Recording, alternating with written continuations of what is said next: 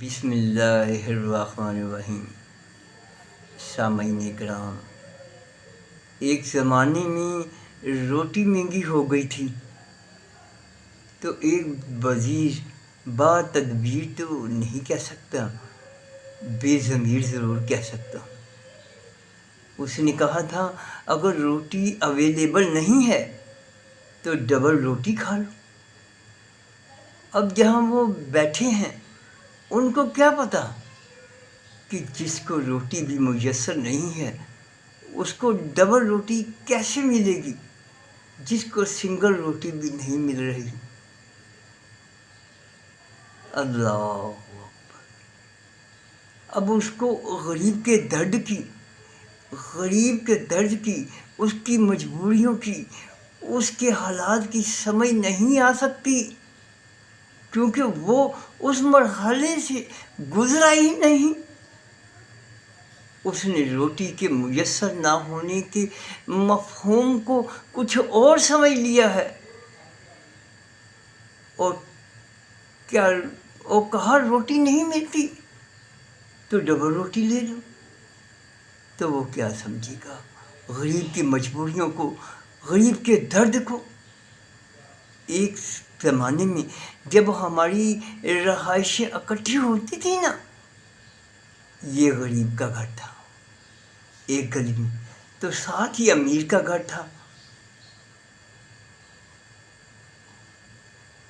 15-20 लोगों के घर होते थे, फिर 2 गरीबों के घर होते थे, फिर एक अमीर का घर था। 10-15 तो घर होते थे गली के अंदर, 2-3 अमीर होते थे, 8-10 गरीब होते थे, या 5-6 लोग मतवस्त भी होते थे, और एक छोटी सी फैमिली होती थी।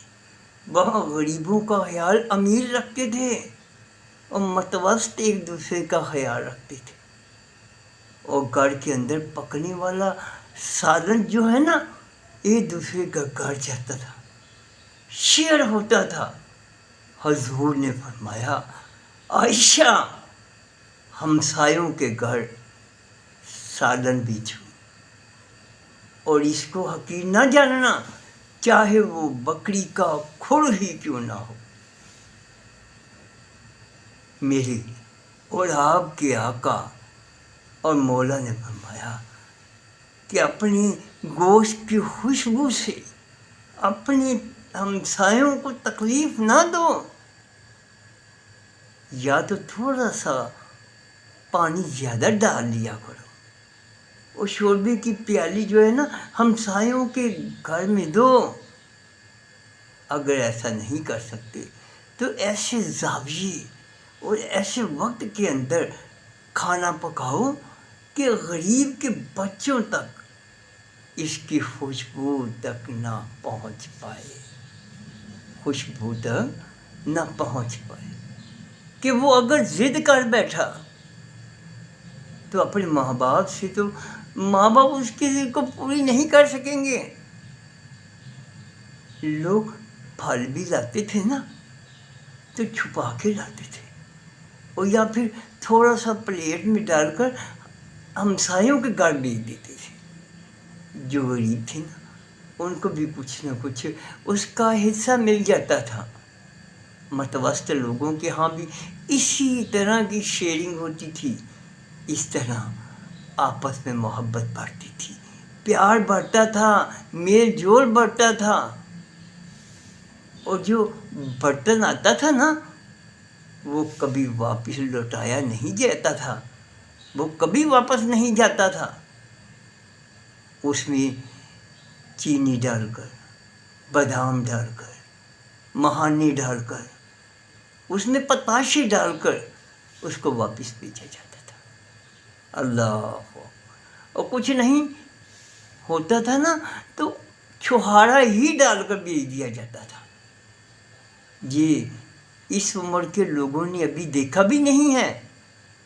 हमने तो ये मरहला अपनी आंखों से देखा है। जो चीज़ें पकती थी ना हमसायों के घर भेजी जाती थी, इधर से उधर, फिर उधर से इधर आती थी। वो एक दर्दमंद पुरसकून احساس کرنے والا بھرپور معاشرہ تھا. دولت کی کمی کے باوجود لوگ جو ہوتے تھے پریشان نہیں ہوتے تھے، کیونکہ درد اور احساس موجود ہوتا تھا. پھر کیا ہوا؟ امیروں کے ٹاؤن ہی الگ ہو گئے اور وہ غریب محلوں سے اٹھ کر بڑے بڑے محلوں میں چلے گئے، اور یہ غریب محلوں میں اور امیر محلوں میں ٹاؤنوں میں آباد ہو گئے. اللہ اکبر. پھر اہل اقتدار اور رعایا علیحدہ خانوں میں بٹ کر رہ گئی. علیحدہ خانوں میں بٹ کر رہ گئی، تقسیم ہو گیا علیحدہ. اور ہمارا معاشرہ اس وقت جو ہے نا تشدد میں مبتلا ہے، اور ایسے معاشرے کبھی بھی سکون نہیں پاتے، ایسے معاشرے کبھی بھی قرار نہیں پاتے. ریاست جو ہوتی ہے نا ماں ہوتی ہے، اور اس کو اپنے تمام افراد کی بنیادی سہولتیں مکمل فراہم کرنی چاہیے. جس طرح ایک شہر کے باسی کی سہولتیں ہیں نا، اسی طرح ایک دیہات کے رہنے والے فرد کو بھی برابر کی سہولتیں دینی چاہیے. اور دنیا کے جو مہذب ملک مانے جاتے ہیں، جنہوں نے اسلام کو پڑھا ہے، سمجھا ہے اور بنایا ہے، ان ملکوں میں جا کے دیکھیں، وہاں آپ کو ایسا ہی ملے گا. یہ جو تفاوت ہے نا وہ آہستہ آہستہ معاشروں کو توڑ کر رکھ دیتا ہے. معاشرے جو ہوتے ہیں نا عدل پر قائم ہوتے ہیں، معاشرے ظلم پر کبھی قائم نہیں رہتے. ملک جو ہوتے ہیں نا ان کی ذمہ داریوں کو پورا کرنا احساس اور درد کے ساتھ سنبھالا جاتا ہے. اس ملک کو سیدنا علی المرتضیٰ مولا کل جہاں کا قول ہے، ملک کفر کے ساتھ قائم رہ سکتا ہے، ظلم کے ساتھ نہیں رہ سکتا. جب ظالمانہ اندازی حکومت ہو تو ملک برباد ہو جایا کرتے ہیں.